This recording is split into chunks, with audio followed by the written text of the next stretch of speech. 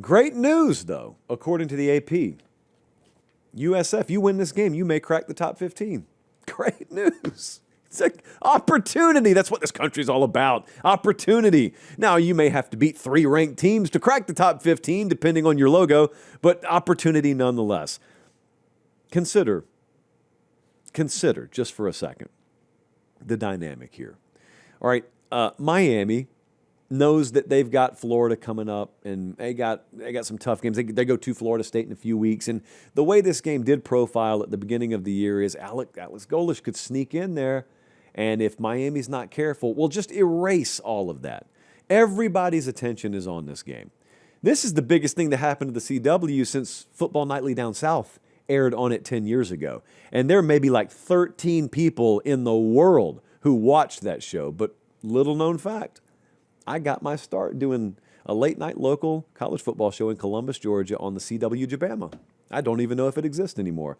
So, whomst amongst us thought that one day the butterfly effect of that show airing in one market could lead to a top 20 matchup for the world to see? How would it happen? The line on the game, 17.5. But it was last week as well. So how would this happen if it did happen? Well, I think USF would have to tilt the red zone heavily in their favor. Anytime they got down there, it needs to be 7. And if Miami gets down there, which they're going to, 3s at most, somehow, some way, you just got to, Todd Orlando's got to, his guys got to come through in the red zone. That's the first thing. The second thing is that Miami secondary's looked good, but it hasn't been tested 9 times yet. So maybe there's a leak or two to be found in that Miami secondary. Maybe it's not quite the impenetrable unit that they want it to be at this point in the season. Maybe, possibly. Maybe you find a staff mismatch. Maybe you force them into some uncomfortable positions. I'm just trying to think it out loud here. Here's why this is really tough. You got everyone's attention. The great news is you won last week. The bad news is you won last week. And so you got everyone's attention. This is the best team that you've played so far, by my estimation, obviously.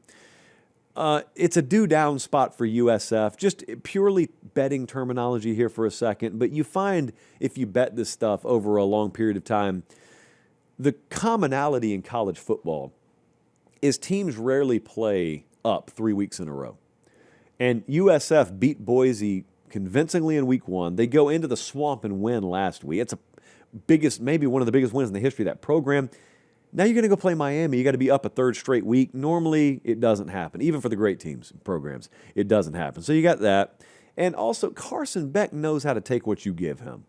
DJ Lagway last week, we made the illustration on the show. It felt like Florida kept trying to hit home runs all night when all they needed was a single. Carson Beck will single you to death. He'll go 3-4 hole on the right side, got no problem with it. Now, he can pop you over the top if you give it to him, but they don't care. They'll go on 13-play drives all night and be fine with it. Miami's got takeover potential on both sides of the line of scrimmage in this game.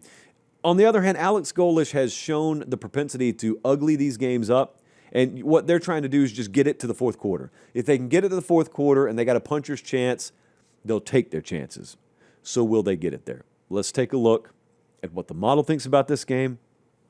You see on the bottom of the screen right now, FanDuel's got Miami minus 17.5.